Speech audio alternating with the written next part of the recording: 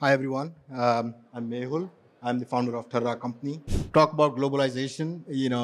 I'm very much an Indian brand or brand inspired by India's culinary heritage, but founded in the U.S. In Bellevue, Washington, just outside of Seattle.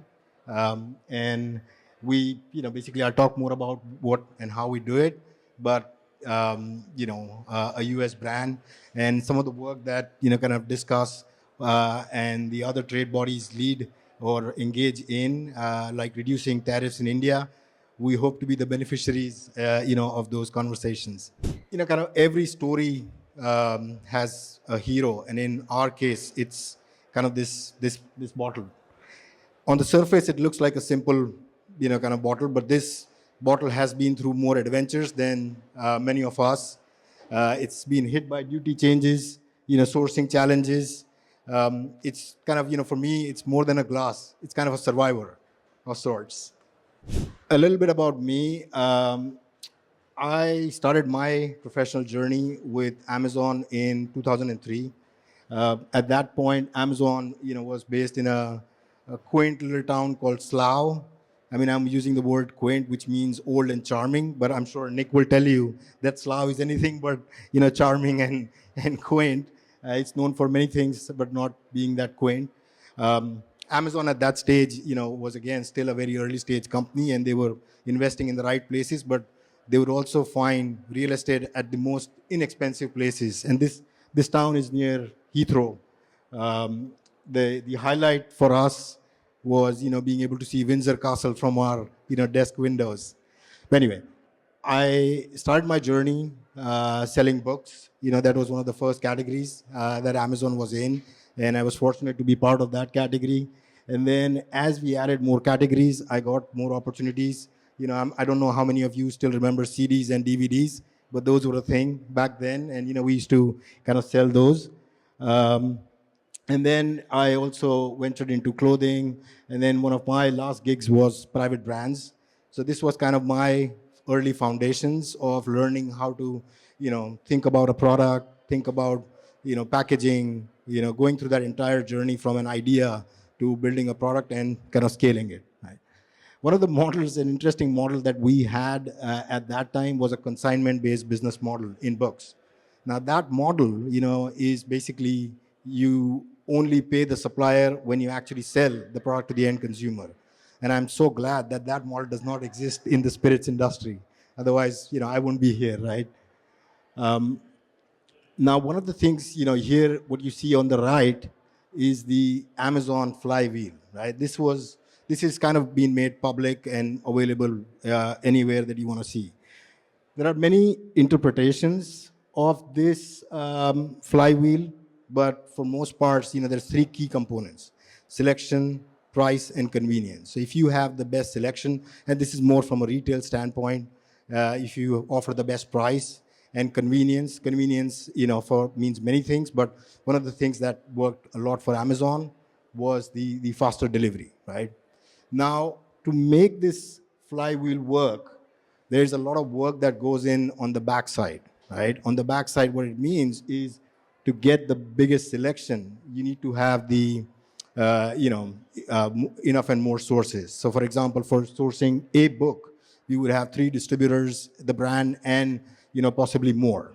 What that allowed us to do is get, the best pricing or offer the best pricing, have the product in stock on the website, and eventually, hopefully, leading to a great customer experience and increasing sales. Now, this is a principle that I have taken, into how I've built Terra Company, right? That the whole part of that resilience and having enough sources is what I've carried on. So, when I go to a bar these days, right, as a founder and having been on a journey, when I see a bottle on the shelves, one of the things that just start to visualize is, where would the bottle have come from? Where did they design the label? Where is it printed? Where are the corks made? And what you see here is also a journey, of our spirit. And it is a spirit in a bottle, but it's gone through so many such a complex journey, right? For example, our labels, our labels are designed in the UK but printed in California. Now, if I was to share my first design, my hand-drawn sketch of my label, I mean, you would really laugh. And it was the designer that did a great job. There is a story behind, the label, the name, and everything.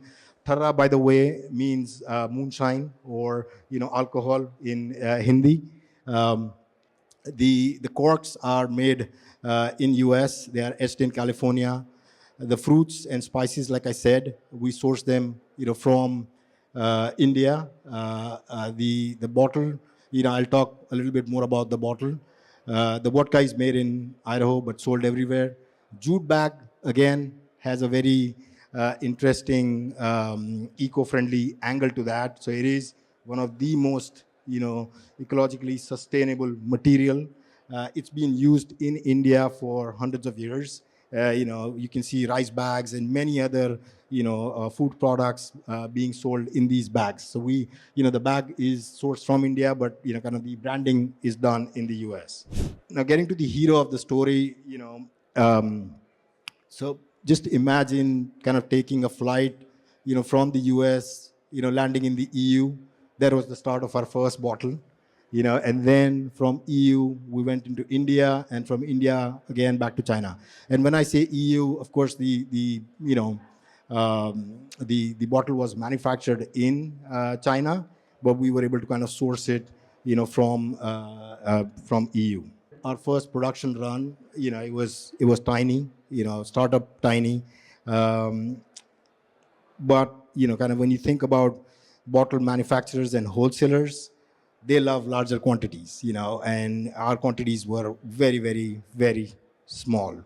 So it was hard for me to kind of negotiate at the right price.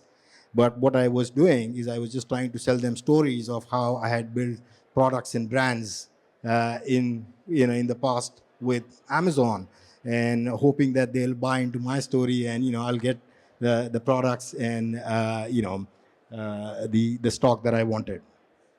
Now, luckily, I did find a distributor who did have stock, or they were getting a larger consignment from the EU, and they were able to, kind of sneak in my smaller quantities, and that's how I kind of got my the first, bottle from EU. Now, second run, fast forward to the second run, um, I thought, okay, again, let's do the same, rinse and repeat, go through that same process. But by that time, the tariffs from the first term had kind of set in, and the distributors had stopped importing this bottle, uh, from China. I love going to trade shows like these, and this is where you kind of learn a lot about the industry, and kind of meet a lot of suppliers, and so on. In one of the trade shows that I attended in the U.S., I met a manufacturer from India, and it happened to be from the same hometown that I grew up in. So imagine being in the US and then meeting somebody 8,000 miles across, and they had a bottle which was very, very similar. Of course, there was the opening was slightly bigger, but they had that. Now they, kind of, again, my quantities are still small. They were small then in the second run too. They patched me up with one of their local distributors, and I was able to get, kind of stock from them. So that took care of, the second run for me. Now comes the third run, right? The global uncertainties are at the peak. Earlier in the year, the duties and everything is going off the roof.